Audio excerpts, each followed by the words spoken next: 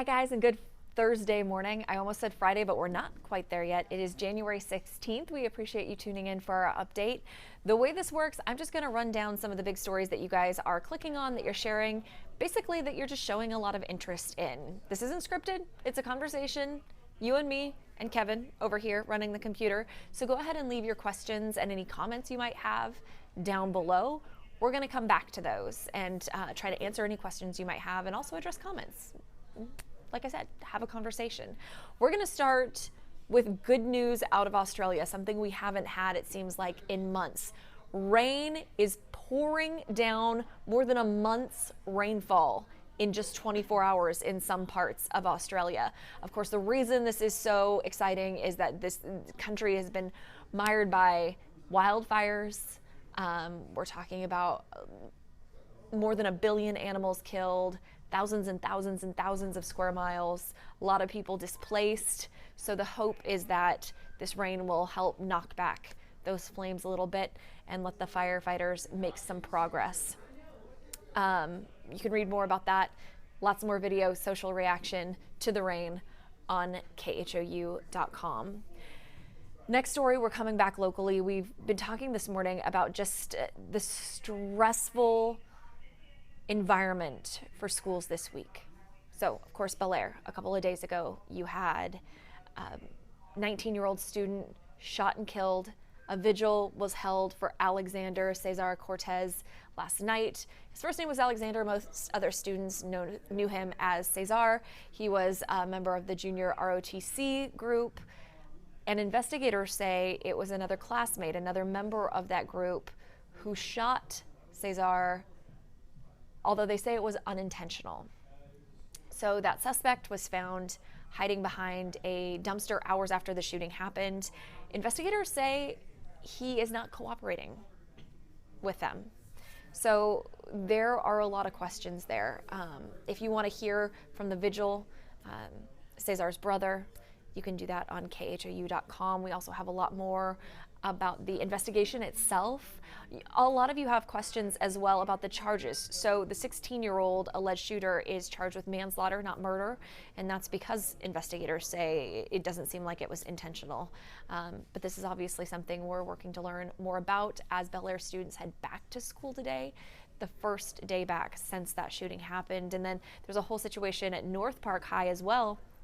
Galena Park ISD sent out a notice to parents saying no backpacks are allowed in middle schools and high schools today and tomorrow because of a social media threat. So I think it's just been a tough week here locally for parents, for students, just questions about safety and security and what measures are being taken to protect our kids when we send them off to school. It's so tough because you have something like Bellaire, where a student lost his life, but it was a fairly isolated incident. And then you look at something like North Shore, and it's this vague threat that the school district and Harris County Precinct 3 constable deputies are taking very seriously. Let me know how, the conversations you've been having with your kids, what that's going like, how you feel when you put them on the bus or drop them off at school. It's definitely changed in the past decade, hasn't it? I know it definitely has for me. Moving on. Coyotes are a thing in Houston. We have them all along the bayou. They kind of use those as freeways. This coyote was caught on camera in near Highland Village. The reason we're talking about it is because someone shot a coyote in this area in someone's front yard, and they're a little concerned about how that all went down. They were sitting inside their home when they heard that bang. They peek out the window and all they see is the dead coyote in their lawn, and they realize someone fired at their house. Would have had to fire at their house to hit the coyote. Imagine if they'd missed or if there were a stray shot, anything like that. So a lot of concern. No one's come forward to say that he or she is the person who shot the coyote, but concerns there because the homeowner too says the coyotes aren't any danger. They're just moving through. So there was no need to to have killed them. We're going to touch on your forecast now. Earlier today, Blake called it gross and muggy. He's not very happy about this forecast, I can tell you that. We hit a record high of 81 degrees yesterday in January. Yikes. In January. That is gross. And just a couple of days ago, we were talking about, well, I guess it was last Saturday, snow in Amarillo. And I asked folks if they'd prefer the snow or the heat at the time that we were having, I don't know, it was like 65 degrees. A lot of people picked snow. Oh, I'm surprised for this Yeah. area. Yeah, I would have thought they would go with heat for sure. I feel like maybe we want to touch a cold. 2 years ago today, it was snowing in Houston. Just, a light dusting. But just a touch of winter, we say Right. that. But then I'll complain that it's too The whole cold. time. Yeah, me too. I don't know. Just 55 for like 3 months. That's all. No lower, no higher. Let me know what your ideal winter weather is like, because I don't think 81 degrees qualifies as Not at all winter. to me. Yeah. So foggy, clouds, change up this weekend, so you can catch his full forecast on khou.com. A weird story that you guys are clicking on. I saw this yesterday. I think it's really kind of fascinating. Not tulips. We'll get to tulips in a second. But we're talking about these wild worms that were just discovered living at the bottom of the Gulf of Mexico. Researchers, they do some weird stuff. They dropped 3 dead alligators into the Gulf to see what would happen to them if creatures ate them. And it turns out, yeah, including these newly discovered worms that eat bone. That's how they discovered these worms. Just dropping some gators in the Gulf. It's crazy to me that we're still discovering new organisms, like even now. All the time. Yeah. Especially the ocean, as we go deeper and deeper and examine new areas. I saw, this is not scientific in any way, the movie The Meg Yes. Yeah. a couple months ago. Jason Statham. And it is a fascinating concept. Like, yeah, how much of that What's down there? is undiscovered? Weird.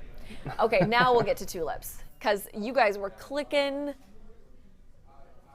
this so much yesterday, which I find so funny. This is a tulip field that's opening south of San Antonio. It's opening next month. $5 to get in, and then take all the photos you want to outfit your Instagram for the rest of the year, because you know that's exactly what's going to happen. There are a couple of these back home. I'm from Oregon. I've never actually been to one. I don't feel like I need to, because every person I know every spring has a full-on photo shoot, and I feel like I've gotten the experience. Plus, my argument this morning on H-Town Rush was that you can go lay in a field of bluebonnets for free. Blake did warn, watch out for snakes if you're going to do that. But, I mean, they bloom at kind of the same time, so... Yeah. Huh? I agree with you. I see them on every social media possible, all the flower pics. So. Yep. So that's that. We'll turn it over to Kevin for comments and questions. All right, let's see what we got. We got some good morning. Good morning, Sharon, Daisy. Let's see what's going on here. I think Zoraida is talking maybe about Australia. Prayers have been answered about the rain coming down. So good for them over there. Yeah, glad Mother Nature is coming through to help Australia, along with our own U.S. firefighters. Yes, we have sent a lot of firefighters. A lot of donations, too, have been pouring in. Folks who are even crafting, like Joey pouches, things like that, and sending them down. It's cool to see the world kind of unite. Yeah, it really is. And congrats to them for the rain recently. 60 degrees is perfect, says Letitia. 60 degrees, right on. Yes, we're on the same page. Yeah, I am too. I agree with that. Although 2 days ago, so Tuesday.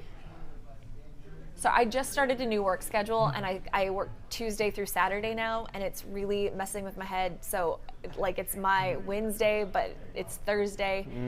First week, getting used to it. I'll be able to roll next week. But I think it was Tuesday. I went running, and it was super muggy. Yeah. But it was perfect for me to run, because if it's any colder, my throat burns because I don't run very often. So I get like out of shape. My throat, my lungs aren't used to it. I liked that warmer. I mean, I was sweating. I was going to be sweating anyway, but it was good running weather, is what I was trying to say. I don't know. I think if I'm going to work out, I would prefer the cold, but I hardly ever do. So, what does it For matter? folks who are running the marathon, Oh yeah. Stephanie was saying conditions are going to be just about perfect. I think like 50, 55. Oh, that's great. Yeah. So we'll keep an eye on that in the days to come. Anything else in there? Let's see. What do we got? We have Sue here who says 2-for-1 trip to the hill country, bluebonnets and tulips out in the There hill you go. country. There you go. So yeah. I've never gotten a photo with bluebonnets. I've seen them. I haven't either. I've seen them my whole life, but I've actually never stopped to take the pic. Yeah. Yeah. They're beautiful. They really are. Renee is asking about those worms that you were so interested in, Brandy. She says, what are the worms called? Do they have a name yet? Hold on. They're not quite as big as the monster in the Meg. I know that. No.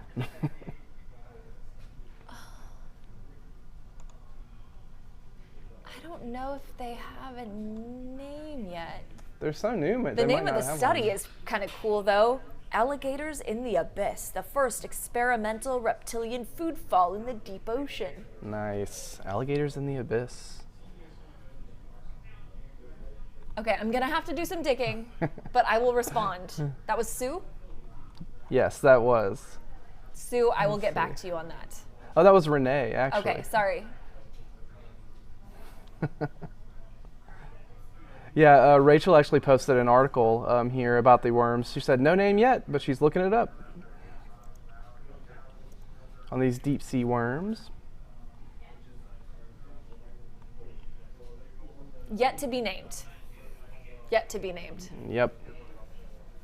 Maybe they'll come up with something cool. Ask Jason Statham, maybe. Bone-eating worms. So Pretty cool story. This is a weird left turn into oddness.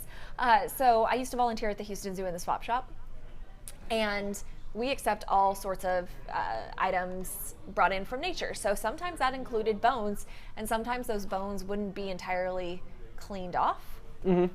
And rather than like scrubbing and trying to pull skin that is like adhered to, say, a skull off, we'd bury it. You bury it, you leave it there for like 3 months. Nature takes care of it. Nice All the and little clean. bugs and stuff. You wouldn't want to do that with these though, because they would eat the Yeah, skull. they would just eat right through. Yeah. But that is a cool fact. I didn't know you used to do that. Mm-hmm. It's a very interesting job, yeah. I probably the most memorable thing that ever came in was a spine of something. They brought it in a bag. It was still like wet. And normally there's zoo staff there with me, but I was rolling solo and trying to figure out what this thing was. It was, going back to coyote, it was a coyote spine. Oh, They found it on a creek off a bayou after Harvey. Yeah, I wonder if someone shot that one as well. I think this one was natural. Natural. Yeah, yeah. And we'll end it on that, I guess, because why not? There's another update coming up at 2:15. We'll be back, I want to say tomorrow. Yeah, we'll probably be back tomorrow. Kevin's nodding tentatively, so have a good day. Have a good one.